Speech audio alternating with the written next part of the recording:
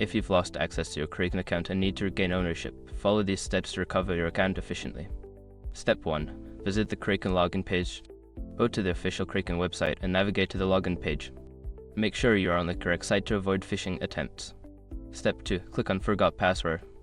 Before starting recovery, use the srock.com link in the description to open the account recovery checklist generator and make sure your verification details are ready.